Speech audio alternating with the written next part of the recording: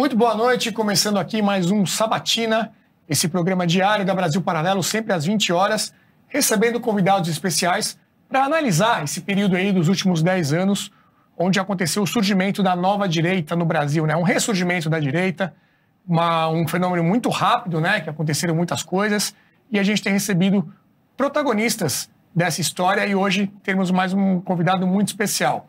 Falaremos dos 20 centavos, das manifestações pelo impeachment de Dilma Rousseff, o surgimento e a queda de Jair Bolsonaro e culminando nos atos do dia 8 de janeiro. A ideia é fazer uma análise, uma reflexão, entender o que deu certo e o que deu errado para projetar o que vem pelo futuro da direita no Brasil. Tudo isso porque agora, no dia 13 de março, segunda-feira, nós vamos lançar uma nova trilogia que vai falar justamente desses assuntos. A Direita no Brasil, uma trilogia que estará disponível para qualquer pessoa que queira assistir gratuitamente. Basta você pegar o seu celular, apontar para o QR Code que está aqui na tela, fazer um cadastro e aí você vai receber por e-mail o link que dá acesso a essa produção. É importante fazer o cadastro, senão você não consegue acessar a este conteúdo. Lembrando que ele não estará disponível no YouTube, mas sim na plataforma da BP. Pode ser através do QR Code ou então no link disponível aqui na descrição deste vídeo. Lembrando que você tem que fazer o cadastro até domingo, senão depois você não consegue mais assistir gratuitamente. Para os nossos assinantes, nada muda, é só acessar a plataforma no dia 13 e assistir A Direita no Brasil. A produção preparou um VT sobre esse lançamento que a gente assiste agora. De 2013 a 2023, relembraremos a trajetória da nova direita, os grandes momentos, os principais personagens, os erros e também os acertos. Conversaremos de forma franca com personagens que viveram essa história política na pele. São pessoas de todo o espectro ideológico que nos ajudaram a obter um retrato fiel da situação atual. Para assistir gratuitamente em nossa plataforma, faça o seu cadastro. O seu e-mail é fundamental para enviarmos todas as informações sobre o novo documentário e também o link que dará acesso ao filme no dia do lançamento. Nós contamos com a sua participação. Brasil Paralelo, muito mais que filmes. Até breve.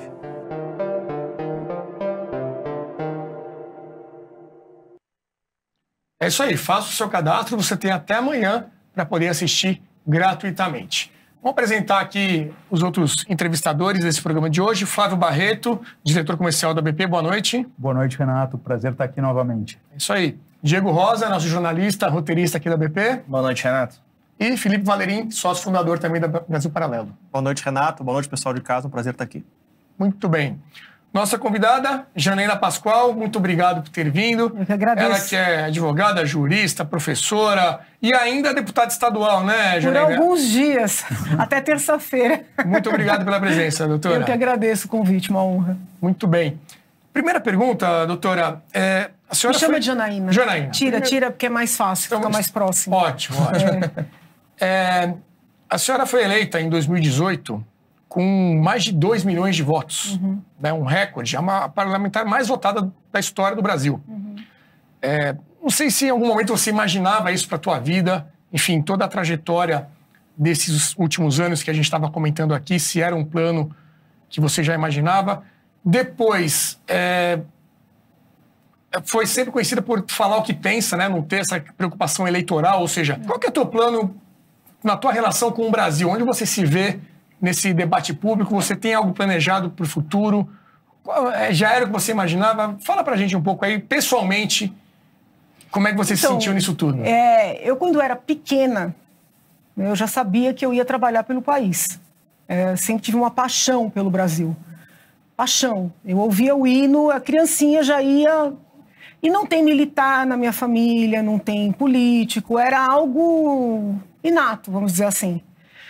Então eu fui fazer direito no Largo de São Francisco, porque eu queria me preparar para ajudar o Brasil, né? Mas eu nunca tive assim, olha, é assim ou é assado, né? O plano é este.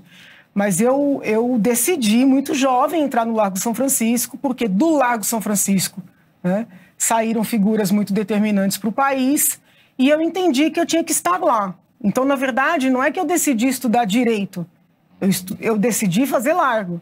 Tinha que né? ser São Francisco. E foi muito cedo isso, foi uma decisão que eu tomei muito cedo, entendeu? E então, assim, a minha relação com o Brasil é uma relação de guardiã. É assim que eu me sinto, sabe? Observando quem está no poder, o que é que está fazendo, como é que está fazendo, por que é que está fazendo. Eu me sinto assim, um pouco guardiã. Tanto é que, independentemente de cargo, né, eu sempre acompanhei os projetos legislativos, sempre tive interesse em estar atualizada com as notícias, sempre procurei ouvir e ler vários veículos, porque eu entendo que é dessa pluralidade que você consegue ter uma maior proximidade da verdade, né? Então, assim, eu sempre tive isso muito claro. Mas não necessariamente que ingressaria numa política partidária, numa política institucionalizada, entende? Uhum. E essa tua pergunta, ela é interessante, né? Você fala o que você pensa, independentemente de interesses eleitorais ou eleitoreiros. Eu tento explicar para as pessoas, e isso nem sempre é simples, né? Que eu acabei entrando na política para poder falar o que eu penso. E que se eu precisar falar algo diferente do que eu penso para ficar na política, eu prefiro não ficar. Em certa medida, né, esse mundo da política partidária institucional está me espirrando. Uhum. Né? Se a gente parar para refletir. Então, assim, eu lembro que as pessoas me aconselhavam. E, obviamente, os conselhos são dados conforme os objetivos e a mentalidade de quem dá. Né? Então, eu entendo que essas pessoas me aconselharam para o bem, conforme o pensamento delas e o entendimento delas do que era o meu objetivo. Então, elas diziam, Janaína, você não pode dizer isso, né? Você não pode fazer tal crítica, você não pode, porque isso vai te tirar votos. Mas pô, essas pessoas não estavam me aconselhando equivocadamente. Elas estavam dando o conselho certo para o que elas entendiam que era o meu objetivo. Mas meu objetivo nunca foi me eleger. Né? Meu objetivo era ter um espaço, ter um espaço de livre manifestação, entendeu? Onde eu possa efetivamente colaborar para o meu país, porque os políticos, eu falo isso de maneira muito respeitosa, porque estou tendo ainda, né, uma vivência muito, muito saudável, né, dentro da política, mas os políticos, eles são capturados pelos próprios discursos que os elegeram. Então, eles ficam reféns. É muito comum você conversar com um colega, o colega concordar com você no privado e no mesmo dia o colega sobe na tribuna e fala o contrário. Né? Eles ficam reféns dos próprios discursos. Então, o político finda podendo... É tão maluco isso que eu vou dizer, mas ele acaba podendo muito pouco. Porque como ele tem dali 4 anos, dali 2 anos, a depender... ele vai ser testado novamente, ele vai ser avaliado novamente, ele tem que manter, ou conquistar, ou manter um público, ele não fala o que é necessário de ser dito, entendeu? E eu não quero ficar refém. Então, assim, você vai se candidatar novamente? Não sei, pode ser que sim, pode ser que não. Mas se isso ocorrer, eu vou seguir falando o que eu entendo que é importante de ser dito. Ainda que o resultado eleitoral seja pífio. Entendeu? Porque assim não vale a pena. Eu lembro uma entrevista da senhora para a Jovem Pan, se não me engano. Assim que foi eleita, o governador Dória, aí perguntaram, a senhora vai ser base ou vai ser oposição? Uhum. Você falou, olha, naquilo que eu achar bom, eu vou ser base, naquilo que eu achar ruim. E assim eu não vejo porque outra o papel forma, do parlamentar é fiscalizar o executivo. É papel do parlamentar, papel constitucional. Então, assim, a pessoa, antes de buscar um cargo, ela precisa estudar o cargo. Né? Então, as pessoas, às vezes, não compreendem isso. E é da dinâmica da política nacional, mais do que nos outros países, essa vinculação. Então, se você é base, você concorda com tudo. Se você é oposição, você ataca tudo. E essa avaliação do que é bom para a população... Né, ou do que é melhor para aquele momento histórico, né, para aquela circunstância, ela acaba ficando, não é nem em segundo plano, é em quinto plano. E a dinâmica da política nacional tem muita dificuldade de compreender uma pessoa com a minha mentalidade. Veja, não estou dizendo que eu estou certa, estou dizendo que eu penso que esse é o certo. Uhum. E eu ajo assim. Agora, eu senti que eu sou mesmo muito fora, né, de contexto. Talvez até não é para política, é para o momento que a gente vive. Porque eu me sinto assim na advocacia, eu me sinto assim na universidade. Né? Você tem que ter grupo, você tem que ter time, você tem que ter pacote fechado. Né? É óbvio que tem alguns grupos que são mais gritantes. Né? Se a gente pegar determinados grupos, eles são mais gritantes nessa necessidade de adesão. Mas é um pouco do momento vivido, E né? você se frustrou muito com as críticas no meio desse processo todo? Por as pessoas não entenderem? Não, eu já estava acostumada com crítica, né? Da minha história ser criticada, mas não é uma frustração pessoal. Eu tenho pena. Entendeu? Eu tenho pena do que o país perde, do que o povo perde. De oportunidade, né? Com essa dinâmica, entendeu? Mas o não por mim. E como é que fica o balanço para você, assim, no sentido do seu potencial de ação, né? Porque você, de uma certa forma, protagonizou o impeachment de uma presidente, né? E isso sem um cargo eletivo, né? E depois você teve uma experiência como deputada, né? Como é que você enxerga esse balanço, assim, de capacidade de ação mesmo, né? Pro seu perfil, você... Olha, eu sou muito estudiosa, sou muito atenta, entendeu? O processo de impeachment foi um momento em que eu meio que entendi, né? Por que meus avós queriam que eu fizesse medicina. E eu era muito estudiosa, eu tinha condições, né? E eu decidi fazer direito por tudo que eu falei no princípio. E naquele momento eu meio que compreendi, né? Foi um dos momentos em que eu vi com clareza, meu Deus, foi para isso. Porque eu peguei aquele sentimento que estava nas ruas e eu consegui materializar num instrumento. Um instrumento com a possibilidade de... Porque é isso que às vezes eu explico para as pessoas não compreendem. Não, mas olha quanta gente tem na rua. Não importa se da esquerda ou da direita. Não, porque o povo quer. Tem gente na rua. É difícil essas pessoas compreenderem que entre você querer e ter muita gente na rua e se criar um instrumento e trabalhar um processo para viabilizar o resultado, tem uma distância enorme. Então, ali foi um momento que eu me senti, assim, eu me senti muito, não importante, mas eu senti muito sentido, né? Eu vi muito sentido em ter cursado direito, porque eu consegui criar o instrumento, entende? Depois, no mandato, na condição de deputado estadual, eu precisei, vamos dizer assim, me reinventar. Por quê? Porque a minha área de atuação é o direito penal, né? Direito constitucional, direito penal, que é muito mais do âmbito federal. E, de repente, eu estou no estadual e eu preciso fazer a coisa acontecer. E aí eu mergulhei em outras áreas, né? Em outros desafios e entendo que consegui desempenhar, consegui implementar muita coisa, consegui barrar muita coisa ruim, né? Mas, assim, o mandato amarra. Isso as pessoas muitas vezes não têm consciência, o mandato amarra. Eu lembro que eu queria entrar com mandado de segurança para impedir que o falecido, saudoso prefeito Bruno Covas, que ele construísse um parque ali no Minhocão. Ele queria inviabilizar o Minhocão como via, né, como via de trânsito e construir um parque. E com todo respeito ao falecido prefeito, eu não via sentido, não vejo ainda hoje. E eu decidi que eu ia entrar com mandado de segurança e eu sempre mantive a minha OAB ativa, muito embora tenha ficado com dedicação exclusiva para o mandato. E eu queria atuar como advogada numa causa, obviamente gratuitamente, em prol da população. Quando a Procuradoria da Assembleia, eu fui perguntar se eu poderia fazer isso, disse que eu jamais poderia fazer isso, que eu não poderia advogar numa causa vinculada a um mandato, eu me senti, assim, muito cerceada. Não pela Procuradoria, que é excelente, pelo mandato, entendeu? Então, às vezes, e como eu gosto muito de cumprir regras, né, eu sou cumpridora de regra. Se eu não concordo, eu questiono, eu processo, mas assim, eu não sei fazer coisa no jeitinho, né?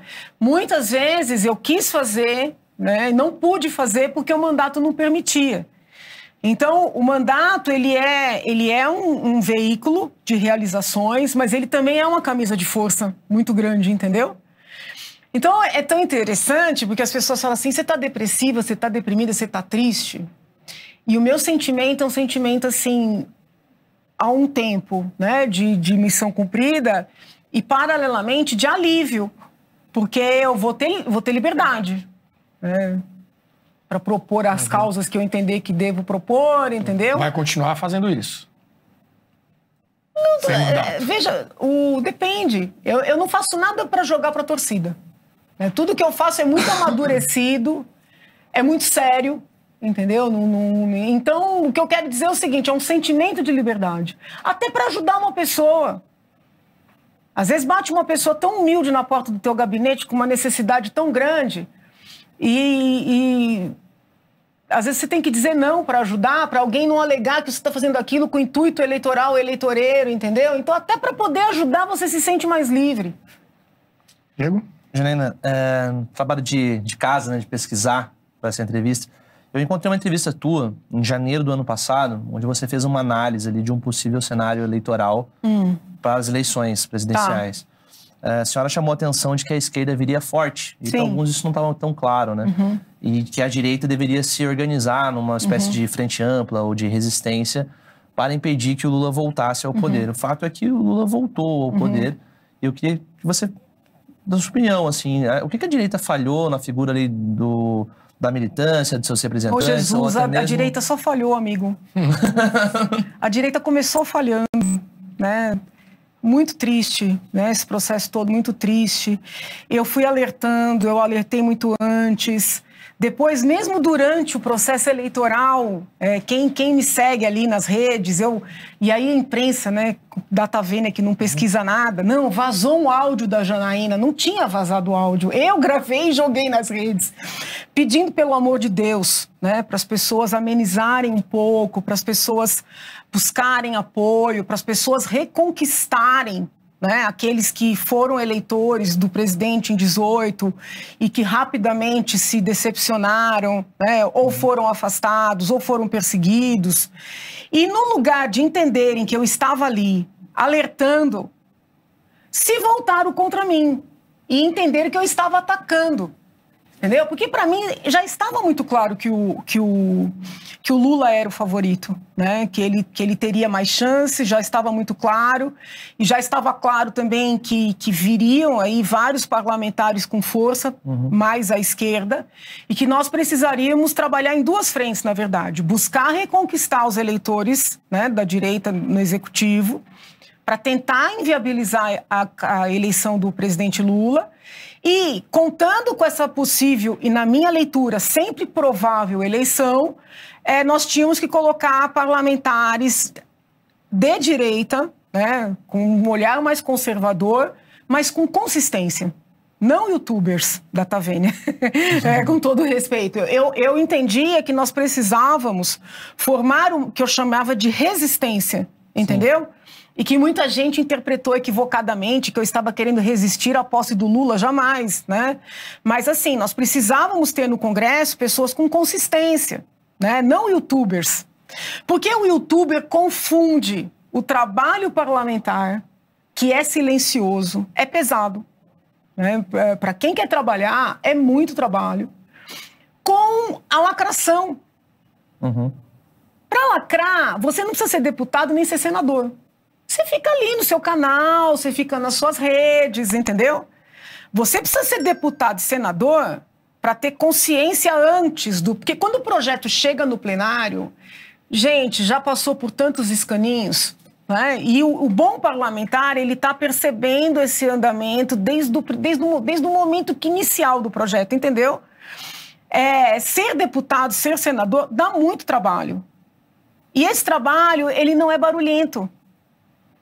Muitas vezes, para obstruir um mau projeto, você tem que ficar em silêncio, você tem que conhecer o regimento, você tem que tomar uma providência ali que você não pode explicar para os outros o que você está fazendo. Porque se você explicar, vão estragar o seu trabalho de obstrução, entende? Entrega o ouro pro... Então, assim, é muito triste, né, o que aconteceu com o nosso país, assim, é muito triste. Eu fico muito triste como cidadã, né? Porque nós não conseguimos, a direita foi olha, eu ouso dizer, foi um fracasso, né? Foi um fracasso muito grande. Isso significa que não tenha chances? Tem, mas tem que ter um pouquinho de humildade, porque para você conseguir corrigir, você tem que reconhecer, entende? Não dá para você corrigir um rumo sem reconhecer os erros. Então, primeiro tem que reconhecer, né?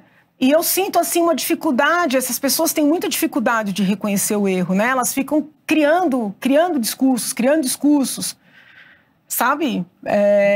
Mas quando a senhora diz que foi um fracasso, você não acha que tem um legado também? Enfim, pessoas sabendo, ainda longe do ideal, mas sabendo o que é ser de direita, o conservadorismo. Se a gente for olhar lá atrás para 2013, quando tudo começou, né? Aquele início desse movimento, com o que temos hoje, obviamente que o resultado da eleição não agrada, eu só acho que é uma direita ainda. Pode ser que daqui para diante vá qualificar, pode ser, entendeu? Mas é uma direita ainda muito grotesca. É uma direita que não consegue fazer uma crítica consistente sem uma agressividade, sem um adjetivo.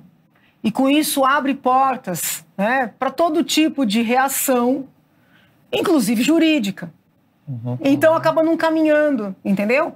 Fora a má impressão que gera, né, na juventude, a má impressão que gera nas pessoas. É mais ou menos assim, não, se é para ser grotesco desse jeito, eu não quero ser de direita. Né? Então nós precisamos falar sobre isso para tentar dar uma chance, entende? Quando eu comecei esse processo todo, lá atrás, eu falava, gente, não confundam ser de direita, ser de esquerda, com ser defensor dos direitos das pessoas homossexuais, das pessoas transexuais, dos direitos dos negros, dos direitos das mulheres. Não confundam, são pautas completamente apartadas, que a esquerda, de forma muito habilidosa, porque eles são muito superiores, né, em termos de estratégia, de inteligência, de tudo mais. Manipulação da linguística, né? Mas não só de manipulação. De inteligência mesmo, eles são estratégicos. Né? Tem que reconhecer. Eles, de uma maneira muito habilidosa, capturaram essas pautas e se apresentam como os defensores. E os direitistas, né, toscos, no lugar de compreenderem isso e até fazerem suas críticas, mas sem os ataques, caem na armadilha, partem para o ataque e dão razão para eles. Entendem? Então, assim, nós precisamos falar sobre isso, mas reconhecendo esses erros. Né? Eu ainda não consigo sentir esse amadurecimento. Né, um amadurecimento do reconhecimento dos erros. Pelo contrário, parece que as pessoas insistem. Né, insistem no grotesco, insistem na agressividade. Uma pergunta sobre o seu passado pré-política. Tá. A senhora era professora na universidade. E advogada. Uhum. E na São Francisco a gente vê o alinhamento que a maioria se identifica mais com a esquerda. Sim. Né, tanto apoio a Lula e tudo mais que a gente viu ao longo das eleições. E a senhora conseguiu transitar nesse meio até um momento que ascendeu para num momento que precisava, e foi uma liderança importante na época do impeachment, e aí ascendeu para a política. Mas a senhora já transitava nesse meio, e que lições de diplomacia a senhora pode compartilhar nesse momento com a direita? Por exemplo, o que eu sempre tive um comportamento... Eu sempre critiquei, né, os colegas que usam a sala de aula para fazer política. Ou para pregar ideologias, vamos dizer assim. Eu sempre critiquei, eu não gosto disso. E como é que isso era recebido por eles, essas críticas? Eu entendo que a sala de aula, você está ali para ensinar. Entendeu? Eu nunca falei de partido, nunca falei de política, nunca fiz pregação em sala de aula. Então, essa sempre foi a minha maneira de trabalhar. Agora, os nossos pilares, vamos dizer assim, eles acabam, de alguma maneira, aparecendo nas análises. Tá? Então, tem alguns temas do direito penal, que é a minha cadeira, que, por mais que você não queira, eles estão vinculados, né, aos seus alicerces ideológicos, aos seus os pensamentos filosóficos e tudo mais. Então, o aborto. Né, se você for nas faculdades de Direito hoje, na USP em especial, é uma verdade quase absoluta de que o aborto seria um direito fundamental da mulher. né? Isso é falado em sala de aula, isso é escrito em livros. E eu era já, muito antes de pensar em impeachment, praticamente a única professora que abertamente dizia que não. Porque uma pessoa não tem direito fundamental sobre outra. E para poder exercer todos os direitos, o direito básico é de nascer. Não é nem direito à vida, para não entrar nessa discussão quando é que começa a vida, é o direito a nascer. Entendeu? Para você poder exercer todos os demais direitos. Então, é uma leitura, hoje considerada como uma leitura à direita ou uma leitura conservadora, mas é uma leitura que eu entendo como eminentemente jurídica. Né? Como é que me desconstruíam na universidade? Pegando todos os meus argumentos jurídicos e reduzindo a um argumento religioso. Não, Janaína, na verdade, fala isso porque ela é religiosa. Colegas até com os quais eu convivo bem, eu ouvi falarem isso. Não vamos confundir argumento de religioso. Eu nunca utilizei um argumento religioso em sala de aula. Eu não desmereço o argumento religioso, eu não desmereço, mas eu nunca utilizei uma fundamentação religiosa. Né? Outro tema, a lei de anistia. A lei de anistia, no final do período militar, né, até para a possibilidade de uma reconciliação, houve a lei de anistia, que teve impacto para os dois lados. Quando veio o primeiro governo Lula, isso recrudesceu ou fortaleceu no governo Dilma, eles decidiram fazer todo um revisionismo, né? A tal da Comissão da Verdade, e passou a ganhar força a ideia de que os crimes daquela época poderiam ser investigados, processados, punidos, e apenas de um lado. Né? Eu fiz todo um estudo da lei de anistia, inclusive do acórdão do STF, que foi um acórdão riquíssimo, com a participação de vários ministros e com visões de mundo diferentes e diferentes. E o acórdão, no final, foi no sentido de que a lei de anistia vale. Né? Eu até escrevi um texto sobre isso, dizendo, olha, ou existe coisa julgada no Brasil ou acabou. E eu sempre defendi a vigência, a necessidade de respeitar a lei de anistia.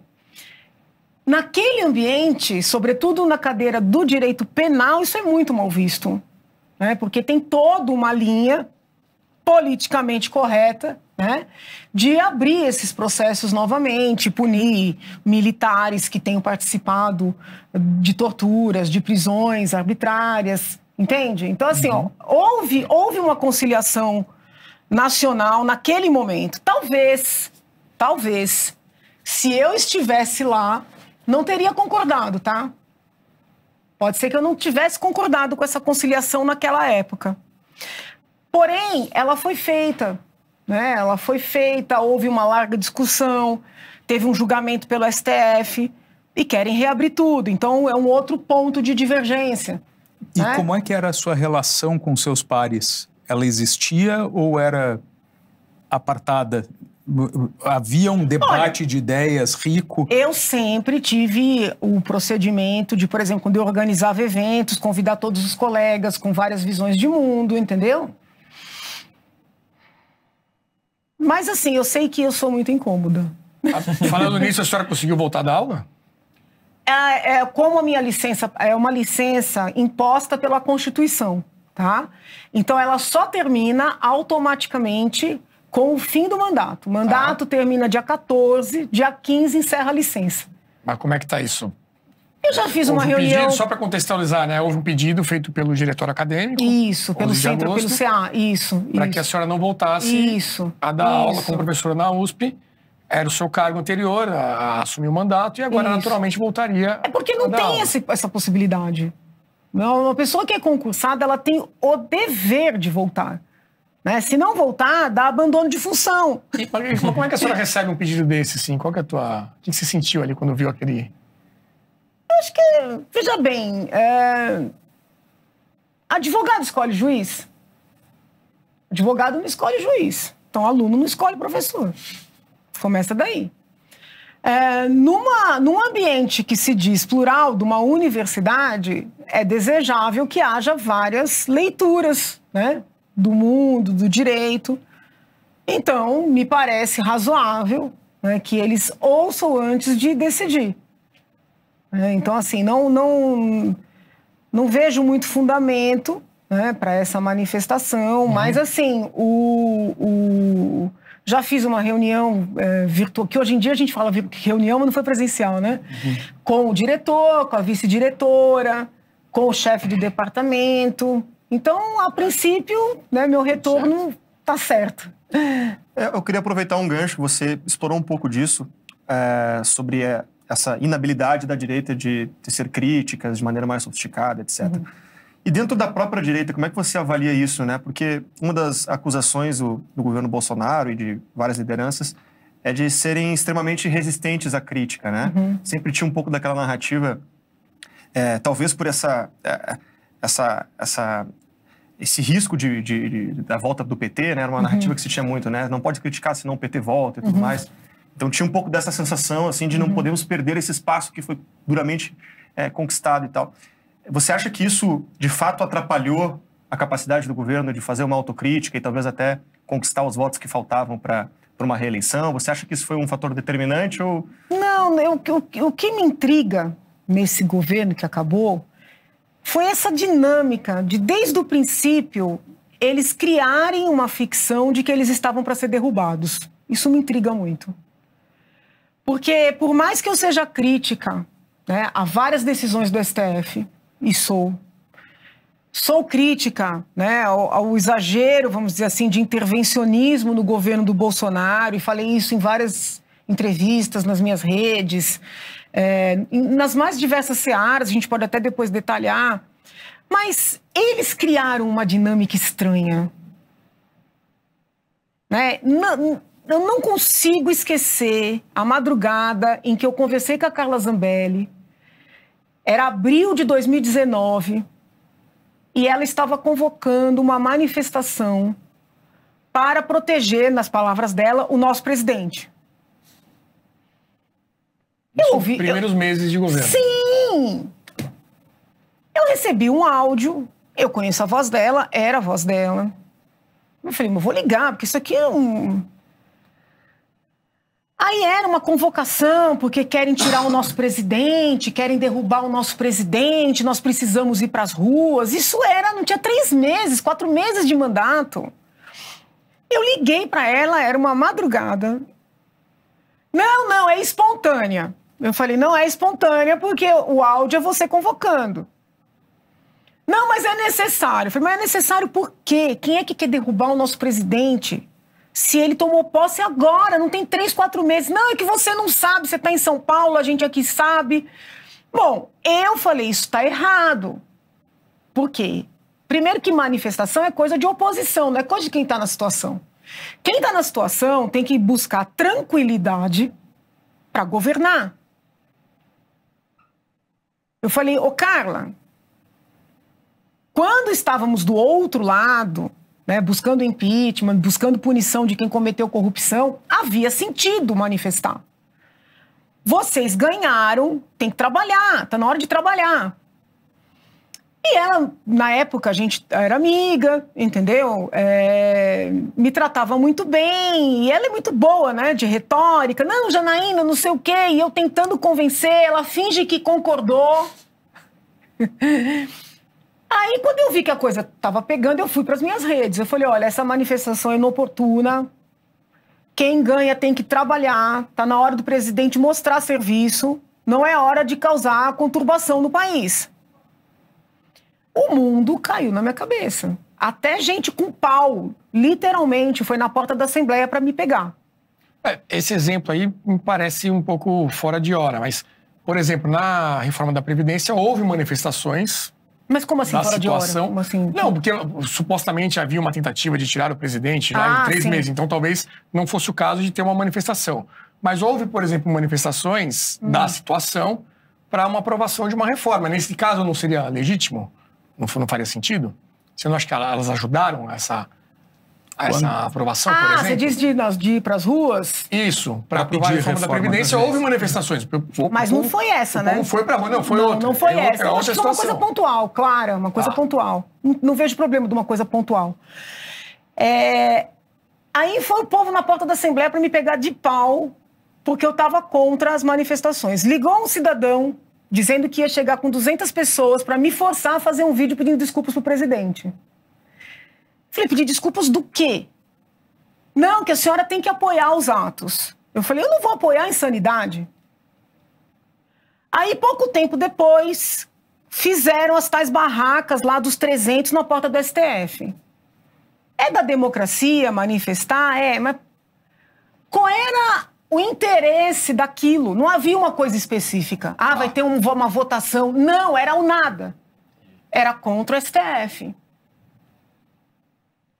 Aí aquele bando de louco soltando fogos em frente para cima do STF. Eu pergunto agora, o tempo passado, né? Lula presidente. O que a direita ganhou com aquela palhaçada toda? Porque aquilo é palhaçada. O que a direita ganhou? Para mim, passa na minha cabeça que alguém pagou para aquela palhaçada toda acontecer, entendeu? Para aniquilar com qualquer credibilidade na direita, entendeu? Aí começa uma coisa louca. E porque querem derrubar, porque o sistema não é confiável, porque, assim, eles criaram um caldo de cultura que gerou uma reação. Você acha que a origem foi... A culpa foi deles. A culpa foi deles, não tenho dúvida. Eu não tenho dúvida, eu não perdoo. Eles destruíram o meu trabalho. A culpa foi deles. Você chegou a comentar em alguma situação que essa queda de braço do Bolsonaro com o STF era uma espécie de teatro, assim, né? Você afirma essa opinião hoje ainda? E por quê? Eu acho que se o presidente efetivamente quisesse fazer algo com relação ao Supremo, ele teria buscado quadros consistentes em vários momentos, né? Inclusive para concorrer ao Senado. Né? É duro a gente falar assim, porque parece que é... Mas, assim, não dá para comparar, em termos de estabelecer um diálogo respeitoso, mas consistente com o Supremo, a Janaína Pascoal e o astronauta. E em outros estados aconteceu a mesma coisa. O presidente escolheu a dedo pessoas que não têm condições, podem ser boas pessoas, podem até fazer um bom mandato, mas que não têm nenhuma condição de fazer resistência ao, chame-se do que quiser, né? Agigantar do STF, ativismo, qualquer coisa. Ele escolheu a dedo. Por quê? Talvez porque ele tenha priorizado a lealdade ao projeto dele em vez de a capacidade técnica. Por que ele não colocou Ives Gandra no STF? Por que ele não colocou Angela Gandra? Por que ele não pegou algum procurador ou promotor do MP Pro Sociedade, que são juristas que defendem as nossas pautas? Por quê? Não estou aqui desmerecendo os ministros, tá? Mas ele teve a oportunidade. Por quê? Devolvo a pergunta, por quê? Eu acho que a gente foi vítima de um engodo, né? Um grande engodo. Uma leitura que se faz é que o preço do Bolsonaro ter negociado com o Centrão tão tarde talvez tenha saído muito caro, incluindo essas indicações e tudo mais. Você concorda com isso, com essa avaliação? Não acho que é isso, não. Eu acho que o problema foi o caso do filho, né, que foi uma surpresa para todos nós. Quando eu subi no palanque do presidente, eu não sabia do caso do filho. Aí o caso do filho vem à tona, o presidente fica refém, aí não se sabe se o caso era só do filho, se o caso chega até ele, nós não sabemos, né? Prefiro crer que não chegue até ele, mas nós não sabemos. E aí tudo se perdeu. Janaína, a esquerda, quando ela age politicamente, ela tem uma característica de ação monolítica e democracia partidária. Dentro do partido, eles divergem, têm as diferenças deles, mas uma vez tomada uma decisão, saindo da porta para fora, eles agem em bloco. A direita não tem um partido. Né? E qual é a sua visão sobre, de repente, a direita não lavou muita roupa suja fora de casa, e isso teria dado uma impressão de desunião, o que pode ter dado margem para uma exploração política contra a própria direita? Olha, eu não posso também dizer que eu sou 100% certa, né? Que eu deveria ter feito críticas. Isso aí muitas pessoas me disseram, mas, vamos dizer assim, portas fechadas, entendeu? Então eu não estou aqui tirando, né, minha responsabilidade eventualmente. Mas o problema é o seguinte, será que ele estava fazendo o que ele prometeu fazer? Porque para você fazer críticas internamente, você tem que confiar que aquele grupo, que aquela pessoa está efetivamente fazendo o que se comprometeu a fazer. Entre Lula e Bolsonaro, eu realmente não voto na esquerda, tá? Não voto, não votei, não votarei. Mas, em vários momentos, eu vi com clareza um presidente traindo as pautas que o elegeram. Né? Por exemplo, a luta anticorrupção. Grandes derrotas aconteceram pela caneta do Bolsonaro, seja sancionando, vetando... Pode dar alguns exemplos? O próprio juízo de garantia. Né? Nós, quando elegemos Bolsonaro e defendemos Lava Jato, a ideia era da prisão em segunda instância, né? Que seria, vamos dizer assim, diminuir o tempo para uma efetiva execução da pena. Quando é criado o juiz de garantia, na verdade, se cria uma nova instância. Entende? O Moro pediu para o Bolsonaro vetar, né? Bolsonaro, na verdade, desconsiderou. Aí eu não sei, uma leitura mais rasa, né? É porque ele viu que o filho dele podia, de alguma maneira, ser prejudicado. Ou talvez não, talvez ele tenha usado esse discurso da anticorrupção, entendeu? Não sei até que ponto isso era real. Não sei. Agora a gente tem aí essa investigação das joias, vamos ver o que isso vai mostrar. Não tem uma opinião formada. Do que a senhora viu até agora, alguma conclusão? O caso é grave. O caso é grave. O caso é bem grave. Então pode ser que nós tenhamos aí até surpresa. Porque assim, vejam bem, muitas pessoas perguntaram, Janaína, até recentemente, né?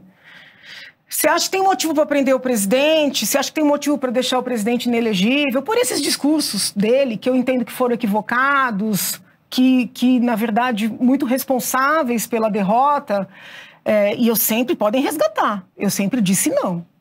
Não tem motivo nenhum para prender o presidente, não tem nada penal envolvendo o presidente, podem resgatar. Coisa de 10 dias, 20 dias atrás. Agora, essa história das joias é estranhíssima. A depender, pode ter motivo para prisão, sim.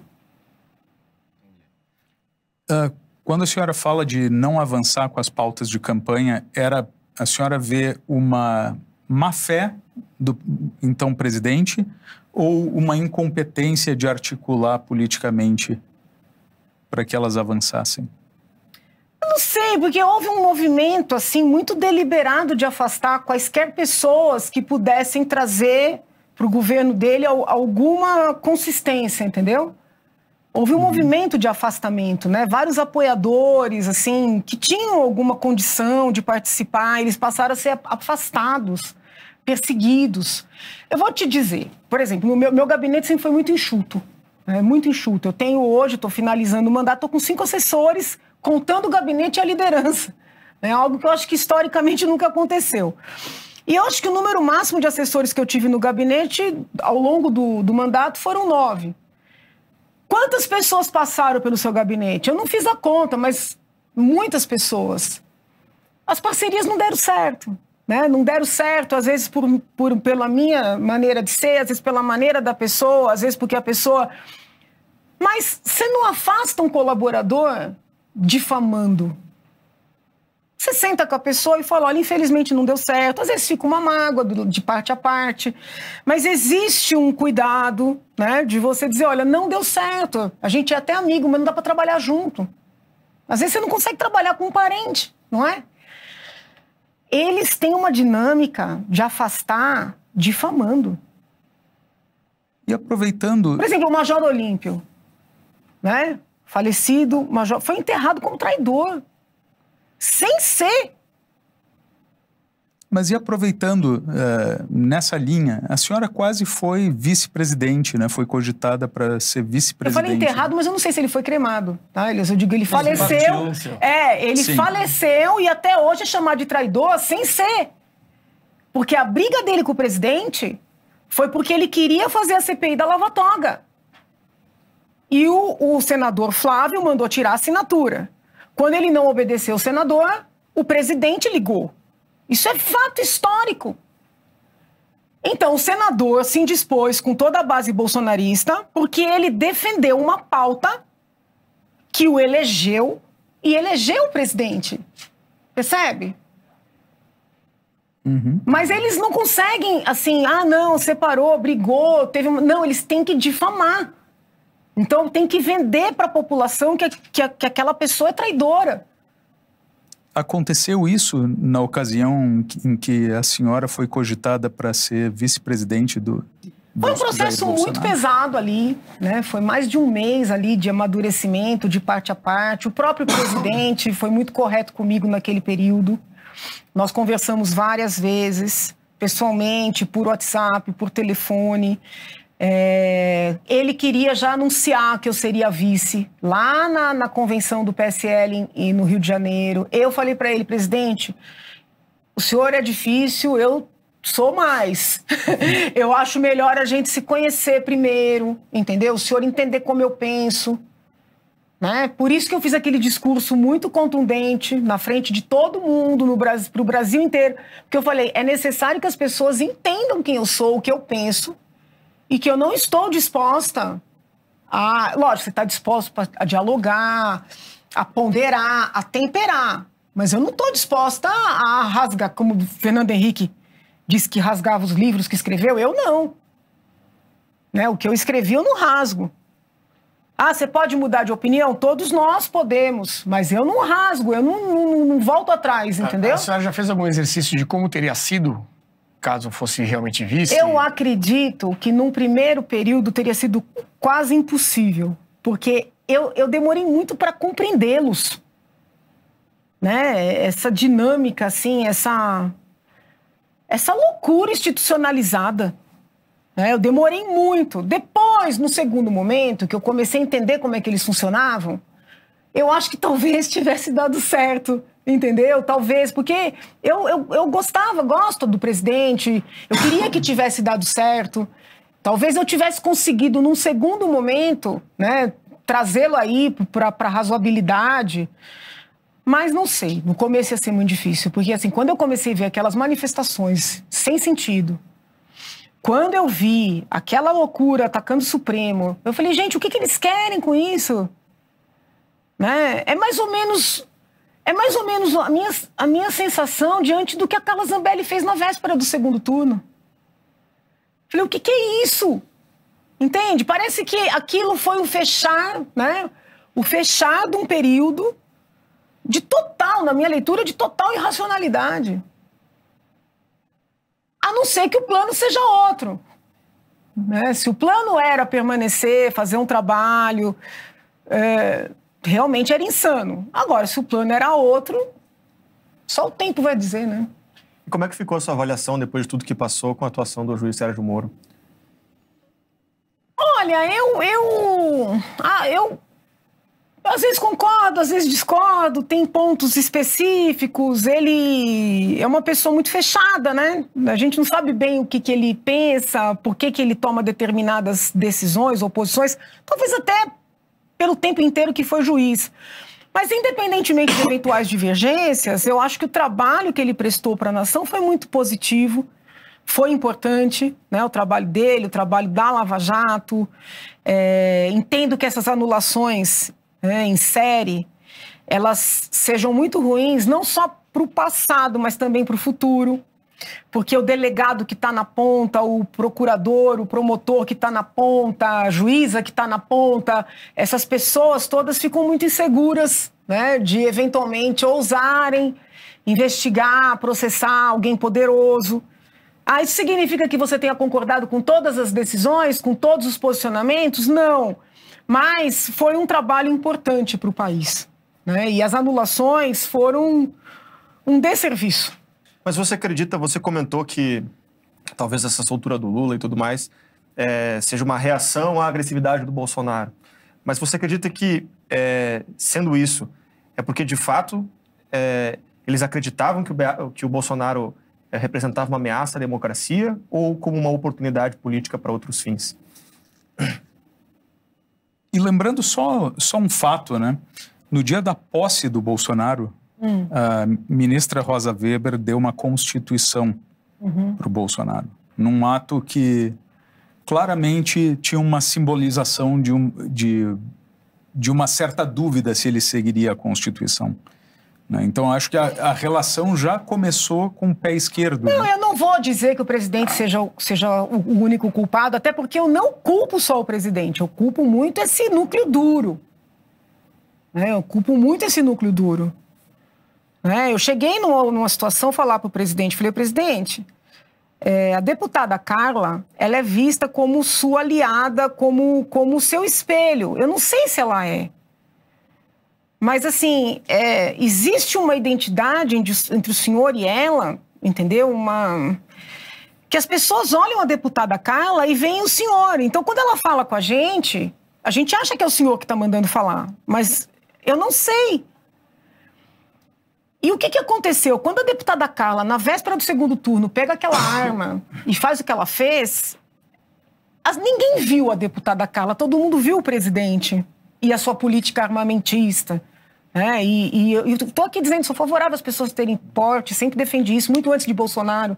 Defendi em sala de aula, né, para pavor dos meus colegas. Sou ponto de vista técnico-jurídico, né, não sou ponto de vista político, sempre defendi. Mas então, você consegue entender aquele grotesco daquela cena? Ninguém viu a Carla, viu o Bolsonaro. Ela criou uma simbiose com ele e outras figuras criaram também. E o presidente, não sei se por diplomacia, por medo de perder apoiadores, ele deixou. Entende? Ele deixou. A tua pergunta, Janaína, você acha que tinha um interesse político nisso?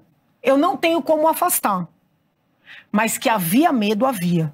E eu te digo que havia, porque eu conheço muitas pessoas que fizeram campanha para o presidente em 2018, foram para as ruas comigo pedir voto para o presidente e que não votaram nele. Algumas anularam, outras votaram no presidente Lula de medo, sabe? Então, não dá para dizer que não houve esse medo. Houve esse medo. Janaína, você comentou aqui algumas vezes, eu sou uma cumpridora de leis, de normas. Então, eu posso até não concordar, mas eu tenho que seguir o que está no papel. Você foi autora do pedido de impeachment, né, da peça que embasou todo o processo de impeachment da Dilma, e já afirmou algumas vezes que não viu tanto problema, ou pelo menos minimizou as críticas ao fatiamento do impeachment. Ou seja, a presidente ela foi afastada do cargo, mas não perdeu os direitos políticos, apesar disso estar ali expressamente escrito na Constituição.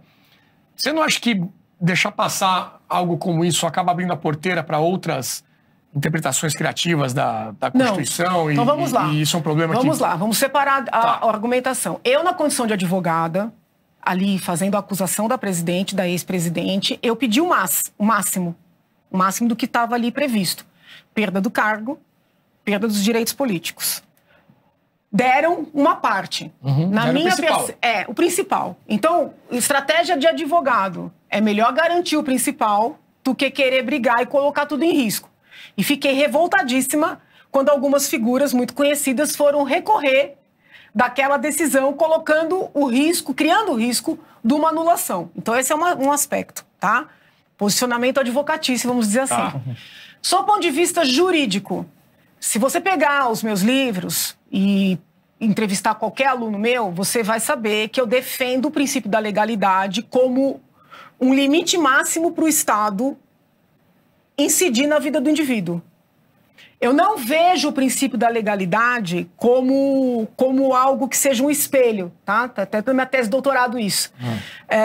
Eu vejo como o limite máximo. Isso significa o quê? Que juiz nenhum, e no caso ali o Senado era o juiz, pode aplicar uma pena acima da máxima. Mas ele pode aplicar uma pena aquém da máxima, tá? Então, do ponto de vista jurídico, eu não vi esse problema todo que as pessoas viram. E vou além. O ministro Lewandowski, desde o primeiro momento, e quando eles fizeram aquela... Não sei se você vai lembrar, teve toda uma discussão no Supremo sobre o rito, né, que o impeachment seguiria. O ministro Lewandowski, em vários momentos, ele pegou o procedimento do júri como paralelo para seguir ali no processo de impeachment. E no júri, você tem quesitos. Não necessariamente você tem que responder sim a todos, entende? Então eu não vejo que ali estivesse um problema de verdade, né? Nem do ponto de vista jurídico, do ponto de vista estratégico. Então, eu queria matar, no sentido figurativo, quem foi lá recorrer. Quando eu vi os recursos, falei, Jesus Cristo, o Supremo pode usar isso para anular todo o nosso processo? Entendeu? O risco que se criou com aquilo. Entendi. Bom, não corra o risco de perder o novo lançamento da Brasil Paralelo. Agora, no dia 13, segunda-feira, estaremos lançando A Direita no Brasil. 3 episódios para você reviver toda essa história, fazer sua análise, entender o que deu certo, o que deu errado, com entrevistas com as pessoas que viveram essa história. A doutora Janaína estará lá também presente. Para você assistir gratuitamente, basta apontar o seu celular para esse QR Code aqui na tela, fazer o seu cadastro, e aí você vai receber por e-mail todas as informações e também o link para assistir a essa produção que estreia agora na segunda, pelo QR Code ou pelo link que está na descrição aqui deste vídeo. Vamos falar sobre os erros e acertos e pensar o que tem para o futuro da direita no Brasil e como isso poderá ser desenhado daqui para frente. A produção preparou um VT que você assiste agora. Das manifestações pelos 20 centavos em 2013 ao 8 de janeiro de 2023. Nosso novo documentário vem para responder uma pergunta incômoda. Afinal, existe um futuro para a direita no Brasil? A trilogia estreia no dia 13 de março no streaming da BP para todo o país. E agora, temos uma grande novidade. Diferente das produções anteriores que eram lançadas exclusivamente para os assinantes no aplicativo ou gratuitamente no YouTube, essa será a primeira vez que faremos um lançamento gratuito no nosso próprio aplicativo.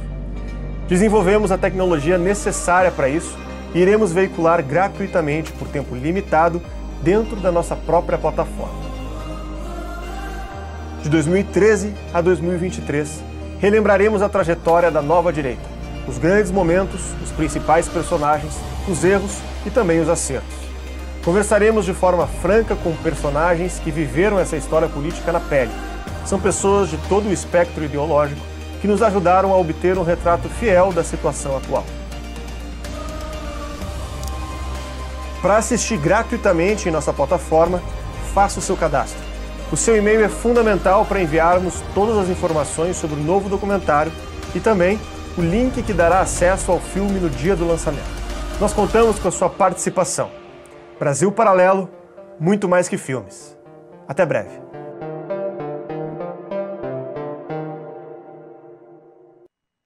É isso aí, faça o cadastro, lembrando que você tem até domingo, até amanhã, para fazer esse cadastro e receber o link e assistir A Direita no Brasil. Estávamos aqui conversando com Janaína Pascoal. Isso, eu queria aproveitar sobre o impeachment. Diga lá. Que você tocou no tema para alertar, né, aqueles que são internautas, as pessoas que nos acompanham aqui. Existe um projeto, né, na verdade, é um anteprojeto no Senado para alterar toda a legislação que rege o processo de impeachment. Com todo respeito à comissão que elaborou, inclusive foi uma comissão presidida pelo ministro Lewandowski, mas eu entendo que se essa reforma passar, vai ser para pior, tá? Hoje um cidadão pode pedir o impeachment de um presidente, de um ministro do Supremo, de um ministro de Estado. Pode até ser que o pedido não seja admitido, que em regra não é, mas existe a possibilidade jurídica. Se essa reforma passar, nós vamos precisar de milhões de assinaturas que terão que ser checadas para que um pedido seja, assim, na verdade não é nem admitido, apresentado para poder protocolizar. Então é uma perda, né, de cidadania muito significativa, né? Então eu aproveito para alertar esse perigo aí que nos ronda. Certo. Sobre a pandemia, eu queria saber a tua avaliação.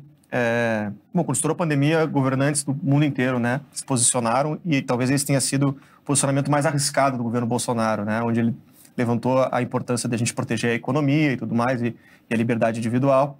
E ao longo do processo, tiveram vários percalços de comunicação, enfim, que trouxeram aí um prejuízo político muito grande, né?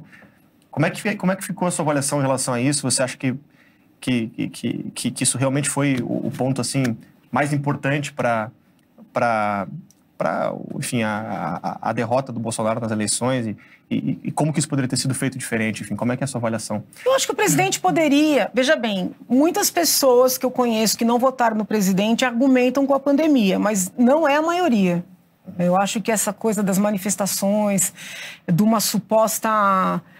no suposto risco à democracia, isso acabou vingando mais, tá? Mas o presidente errou muito na forma, né? Quando ele minimizou a doença,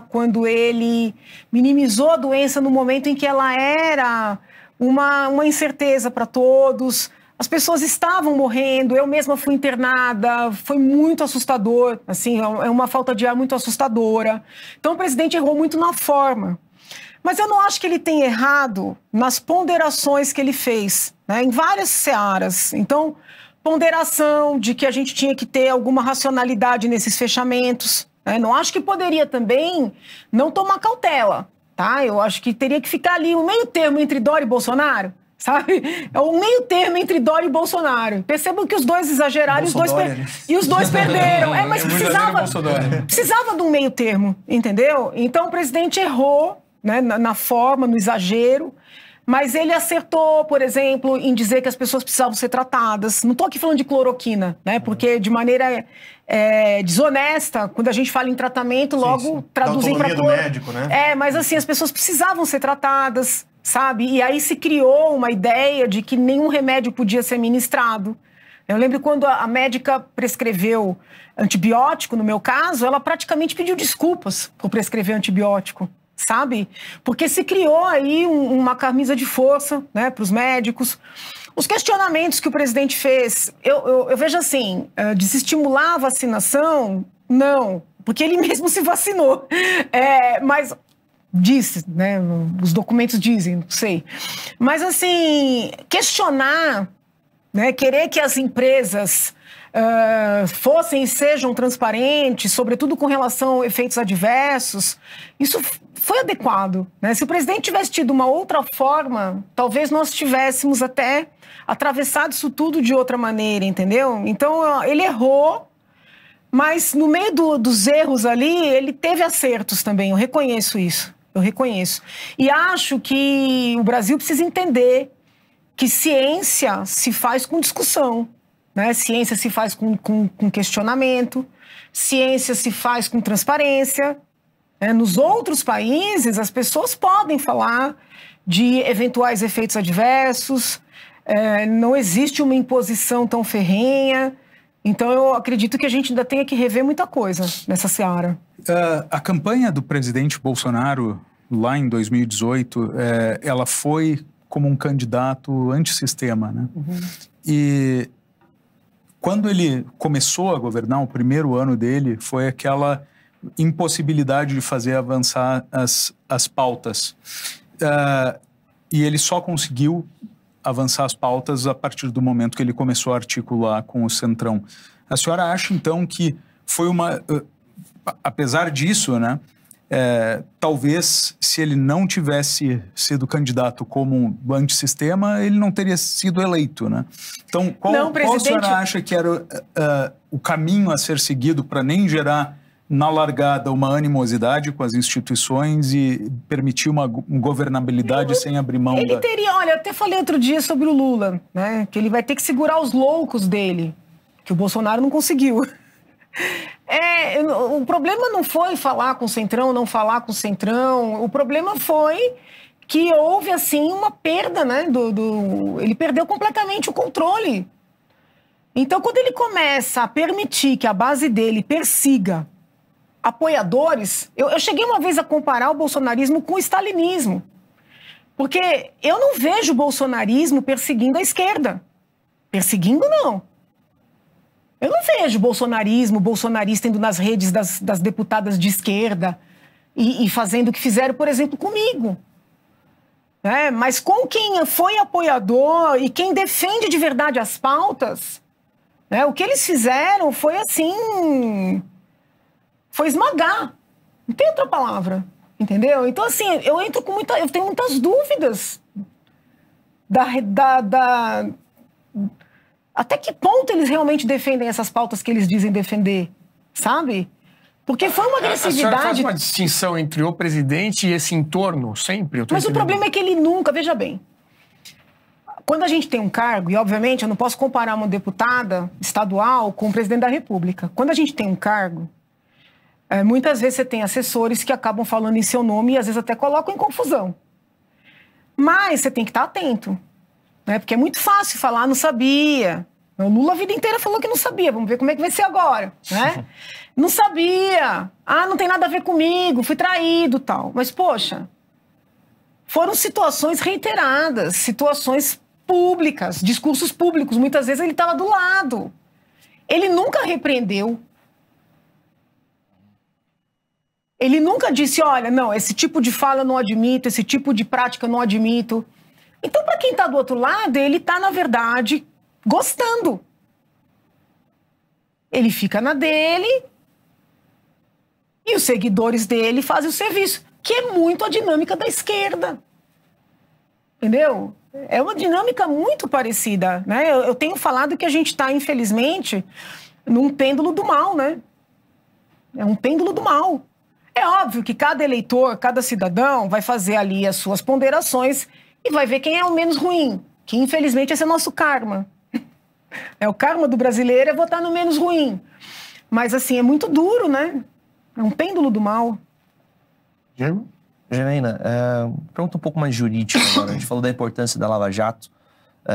Foi um braço importante na construção dessa nova direita que a gente está tratando aqui.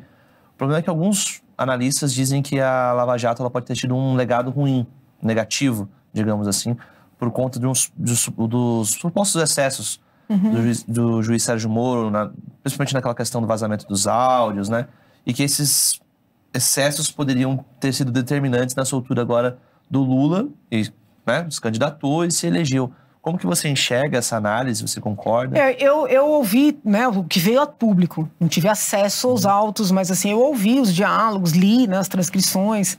Eu não consigo achar que eles seriam suficientes para essas anulações, tá? Porque nós vemos muito que no próprio Supremo existe um contato muito estreito entre os ministros, alguns advogados. Então, não consigo achar que seria suficiente. Mas em sala de aula, se eu precisar dar um conselho para os meus alunos ou para os operadores do direito que estão nos acompanhando, tem que evitar. Tem que evitar, porque efetivamente o nosso processo é o processo acusatório, onde tem que haver ali um distanciamento, uma separação da parte que acusa para a parte que julga.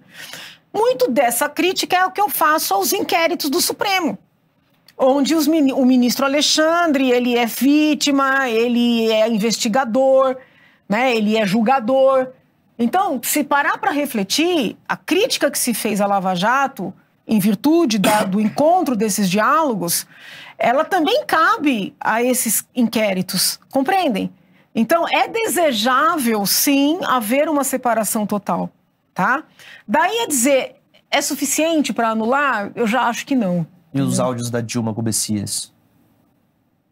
Você está falando daquele caso que foi capturado depois? Isso. Que ele liberou um áudio combinando, a Dilma combinando do Lula virar ministro para não ser preso.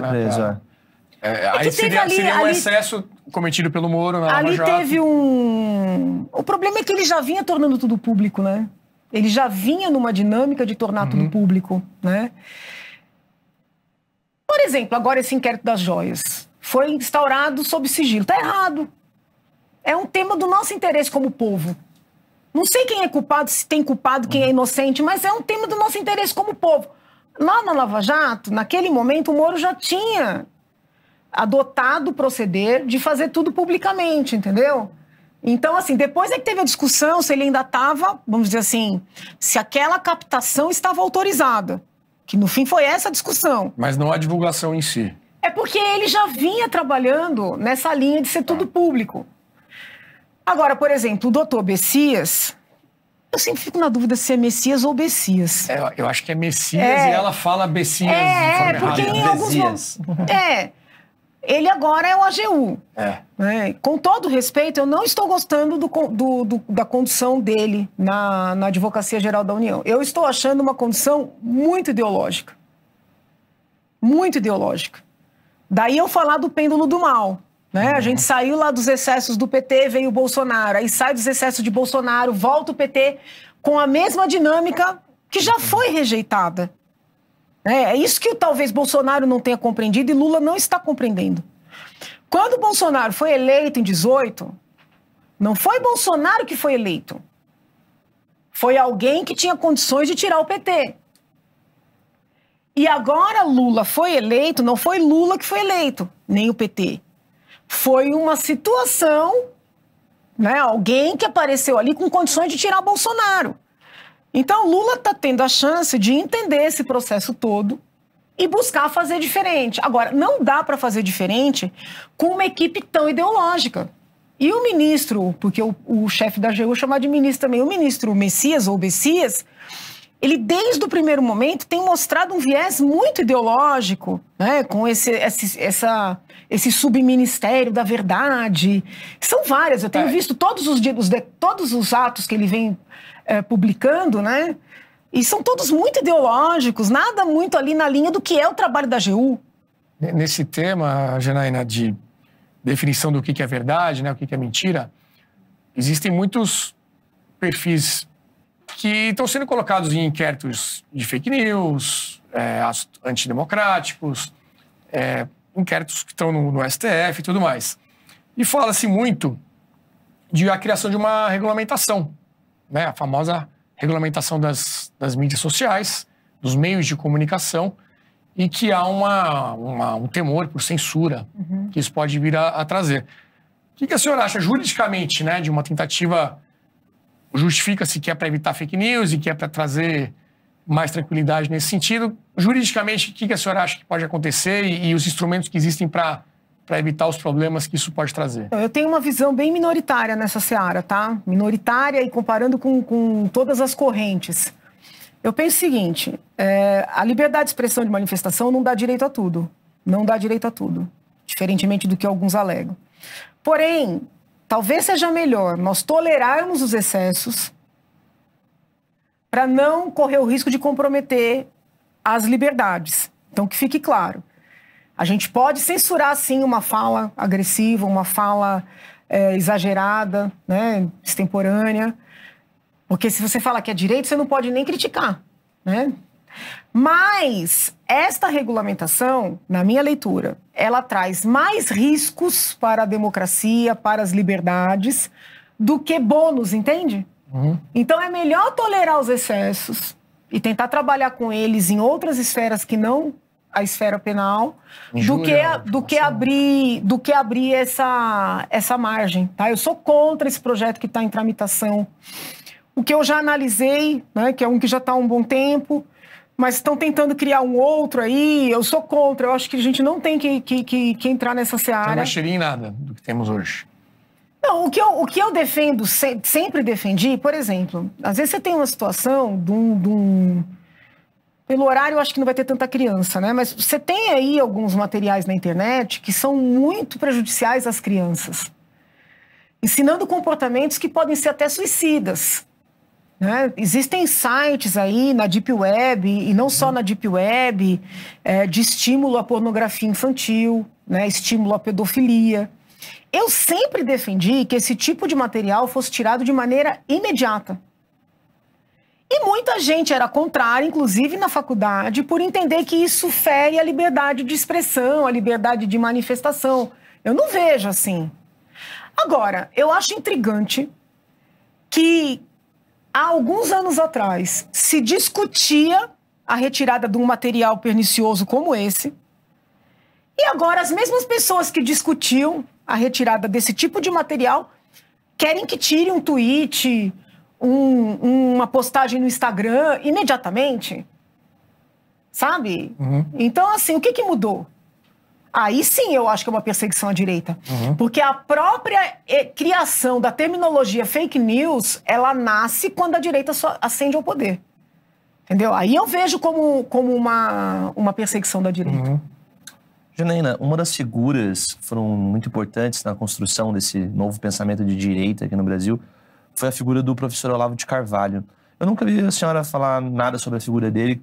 Curiosidade. Então você não pesquisou. O que você pensa sobre ele? O que você... O professor Olavo, cabeça, o professor Olavo, eu falei várias vezes, tive alguns embates com ele.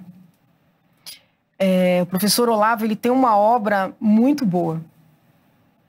Obra que a maioria não leu. Né? Então, o professor Olavo, ele é muito mais conhecido pelos vídeos, pelos xingamentos, pelas brincadeiras, né? Do que pela obra. Se fosse conhecido pela obra, talvez a gente tivesse uma situação melhor. Né? Eu aposto que a maioria aí dos seguidores do professor Olavo nunca leram nada do que ele escreveu. Né? Uma das obras mais não é tradicionais, mas que mais mostram o Olavo de Carvalho é do Imbecil Coletivo. De certa forma, ele criticou tanto o imbecil coletivo da esquerda e acabou, coitado, criando um imbecil coletivo do Bolsonaro, dele.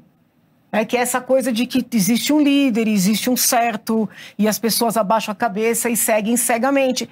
No final da vida, ele percebeu, porque ele falou algumas vezes com outras palavras. A imprensa sempre deu esse rótulo para ele de guru do Bolsonaro, que ele sempre rejeitou, né?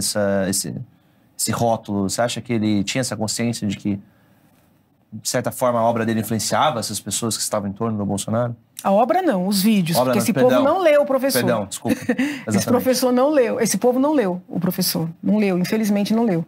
Se tivesse lido, eu acho que a coisa talvez fosse mais qualificada. Eu acho que ele tinha consciência, assim, ele era vaidoso, né? Que Deus o guarde tem. Eu gostava muito dele. Mas ele era vaidoso, a vaidade subiu um pouco na cabeça. Ele foi muito perseguido, foi muito execrado, né? Teve que sair do país, muito competente, muito corajoso. Então ele sofreu muitas perseguições. É um ser humano. De repente ascende ao poder um grupo em que ele é reconhecido, ainda que não tenha lido nada do que ele escreveu, mas ele virou um ícone. Então ele também se envaideceu. Ele se envaideceu. E aí acabou, de certa forma, estimulando esses comportamentos mais excessivos que o presidente não parou, não barrou, né? E deu no que deu. Né? Vamos ter esperança de que esse processo todo tenha sido um aprendizado e que as pessoas busquem agora alguma moderação, entendeu? Alguma consistência para a gente ter alguma chance daqui para frente. Né? Porque se não houver uma qualificação dessa tal direita, ou centro-direita, como queiram chamar, vai ser quase impossível tirar essa esquerda do poder. Uma coisa que o Olavo falava é que não adianta nada colocar um presidente no poder se essa base, essa consistência não está bem formada, né? Atirar ele aos leões de uma certa forma. Você concorda com essa ideia? Pouca gente sabe, mas quando eu pedi o impeachment da presidente Dilma, eu fui muito criticada pela esquerda, óbvio, mas o professor Olavo e os seguidores dele fizeram uma crítica extremamente ferrenha. Eles acabaram comigo, o professor Olavo acabou comigo, o que me magoou muito na época, porque eu esperava apanhar da esquerda, mas eu não esperava apanhar da direita, e eu estava muito só naquele processo. Porque depois ganhou tração, mas no início não tinha tração. Não tinha. Mas o que a senhora difere entre crítica e bater, assim? Então, era uma crítica ou era uma agressão? O professor Olavo disse que eu tinha atrapalhado o trabalho dele na época. Porque ele estava, na verdade, preparando aquela juventude para fazer uma resistência civil. né? Ele queria que as pessoas ficassem na rua até derrubar o sistema. E na leitura do professor, quando eu faço um pedido de impeachment para o Congresso Nacional, protocolizo na Câmara, mas é um processo que passa nas duas casas, eu estou legitimando o sistema. Então, ele foi muito agressivo na crítica, que era um direito dele, entendeu? Só que eu estava preparada para apanhar da esquerda, você entendeu? E, de repente, o professor Olavo, com a capacidade que lhe era peculiar, e os seus seguidores, com a agressividade também característica, começam a me perseguir, dizendo que eu estava estragando o trabalho dele, porque ele queria fazer a resistência civil. E eu tive que... E foi muito difícil, porque eu tinha que me explicar para a esquerda e eu tinha que me explicar para a direita, né? E na época, o que eu expliquei? Eu não me lembro se eu cheguei a escrever para ele ou para a esposa dele, a Roxane, com quem eu já tinha tido contato no passado. Eu me lembro que eu escrevi e falei, gente, vocês não têm como pedir para uma professora de direito fazer qualquer coisa que esteja fora do direito. Então, assim,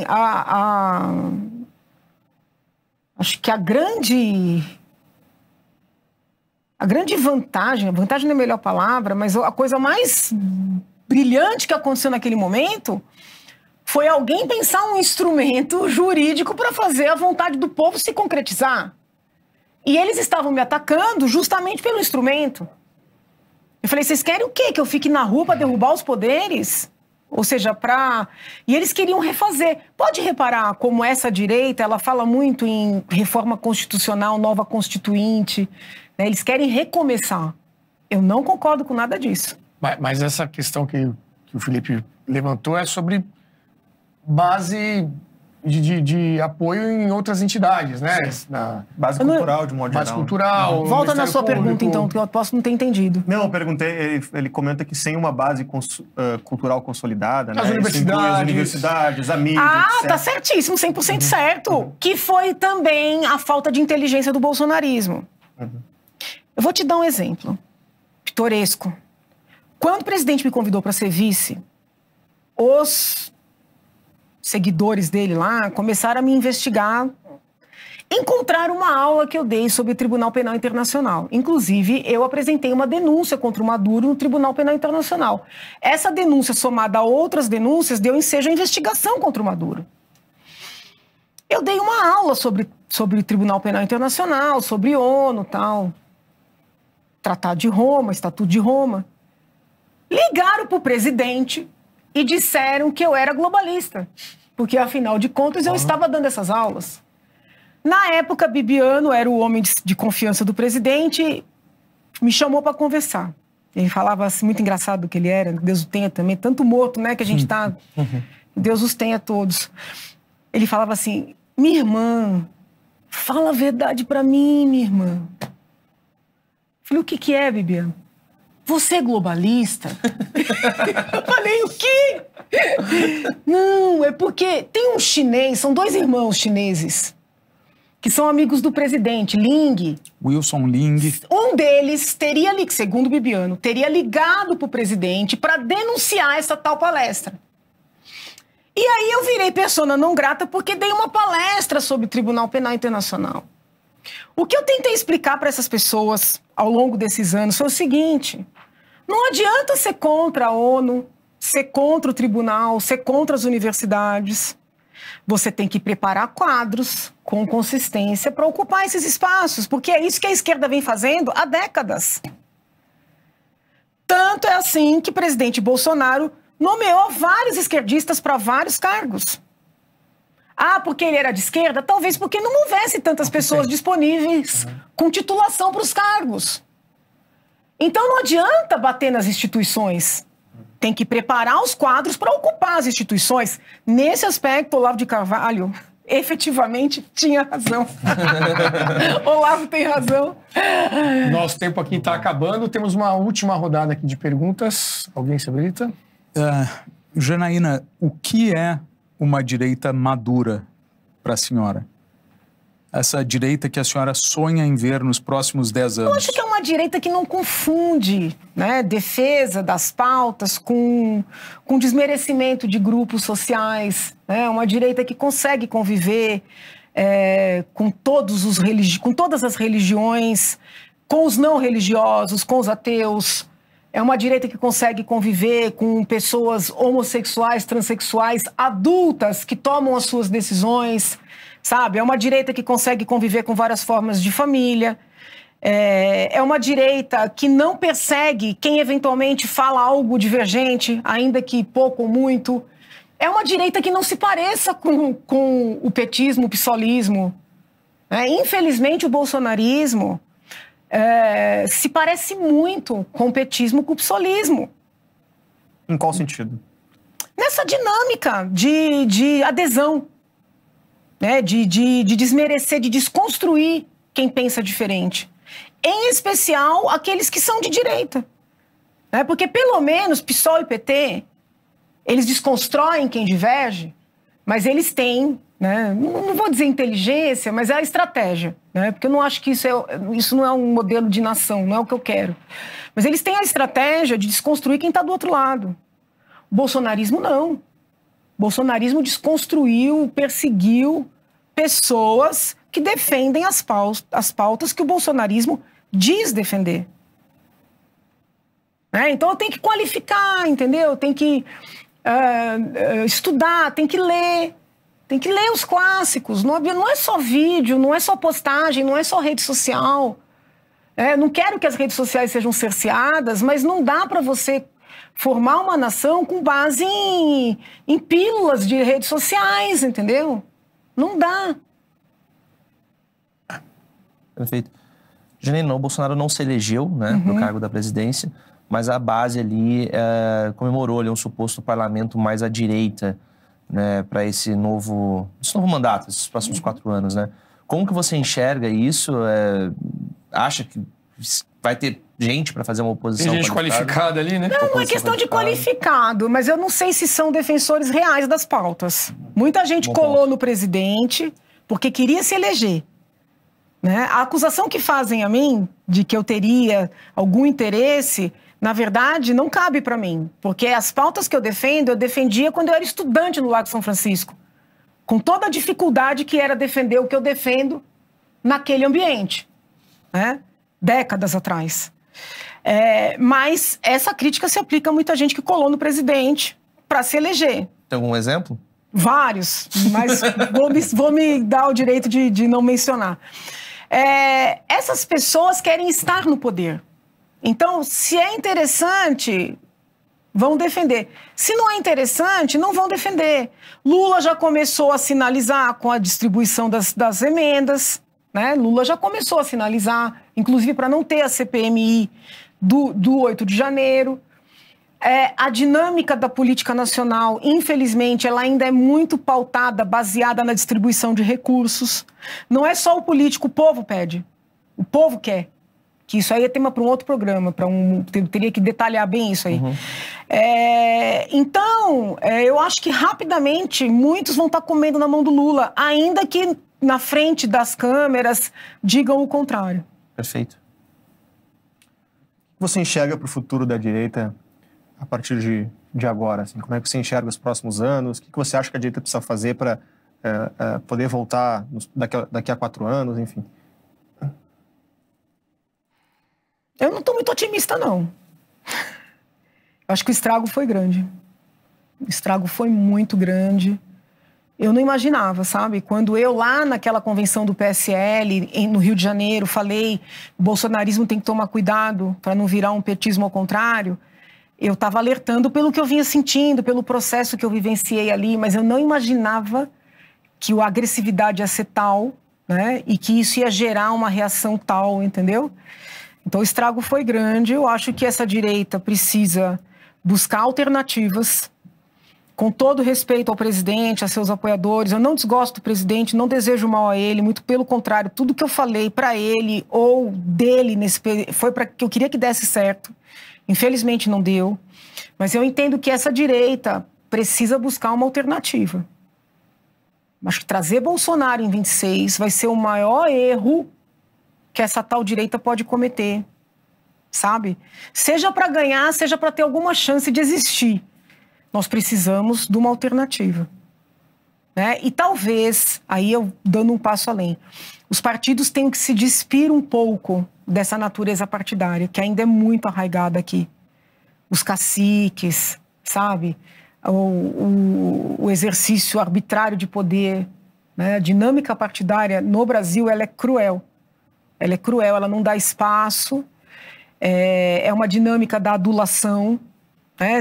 Seriam como pequenos feudos ali, pequenos feudos, entendeu?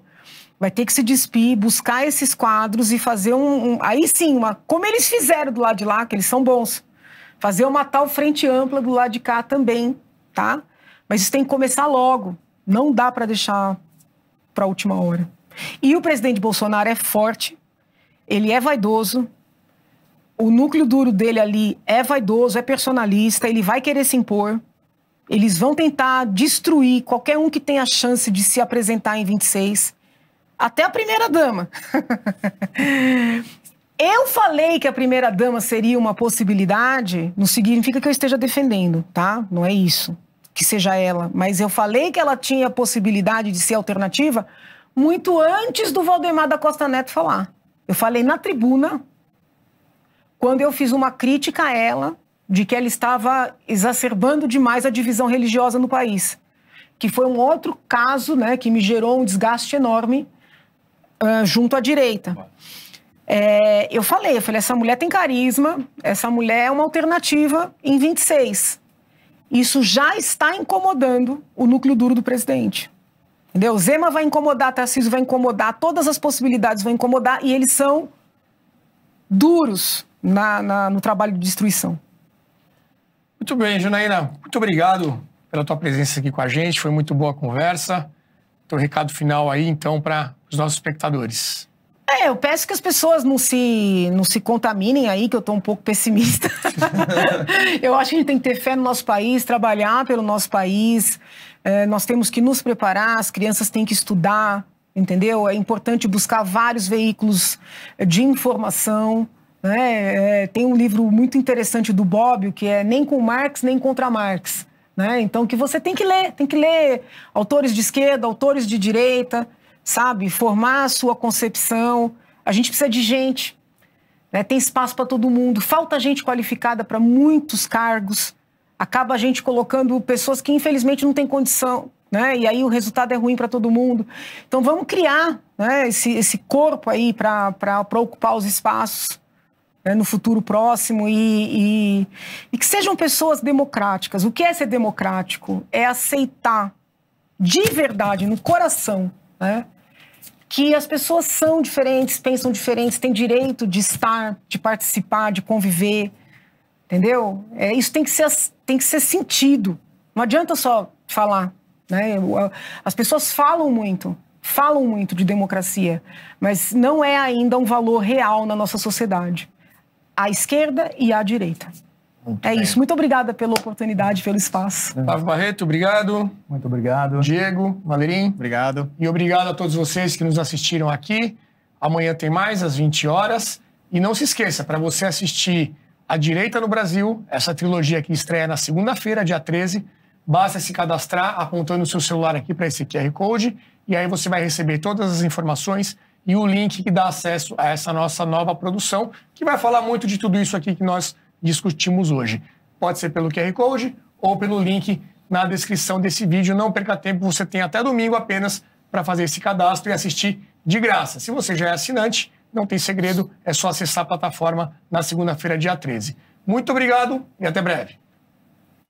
Por que tantos rachas internos na direita vieram a público? Houve algum responsável por enfraquecer o movimento? O legado deixado pela Operação Lava Jato e pelo governo de Jair Bolsonaro foram positivos para o país? Para responder essas perguntas, decidimos produzir um dos nossos documentários mais importantes. 10 anos depois do início de tudo, entendemos que era necessário examinar o caminho percorrido para extrair lições e aprender com os erros. E processos como esse não são fáceis de serem enfrentados. A mentira cria raízes profundas e até mesmo na mente daqueles que dizem defender a verdade. Mas uma coisa é certa: roupa suja se lava em casa. E o cesto da direita está cheio de roupa para ser lavada. Das manifestações pelos 20 centavos em 2013 ao 8 de janeiro de 2023. Nosso novo documentário vem para responder uma pergunta incômoda. Afinal, existe um futuro para a direita no Brasil? A trilogia estreia no dia 13 de março no streaming da BP para todo o país. E agora temos uma grande novidade. Diferente das produções anteriores que eram lançadas exclusivamente para os assinantes no aplicativo ou gratuitamente no YouTube, essa será a primeira vez que faremos um lançamento gratuito no nosso próprio aplicativo. Desenvolvemos a tecnologia necessária para isso e iremos veicular gratuitamente por tempo limitado dentro da nossa própria plataforma. De 2013 a 2023, relembraremos a trajetória da nova direita, os grandes momentos, os principais personagens, os erros e também os acertos. Conversaremos de forma franca com personagens que viveram essa história política na pele. São pessoas de todo o espectro ideológico que nos ajudaram a obter um retrato fiel da situação atual. Para assistir gratuitamente em nossa plataforma, faça o seu cadastro. O seu e-mail é fundamental para enviarmos todas as informações sobre o novo documentário e também o link que dará acesso ao filme no dia do lançamento. Nós contamos com a sua participação. Brasil Paralelo, muito mais que filmes. Até breve.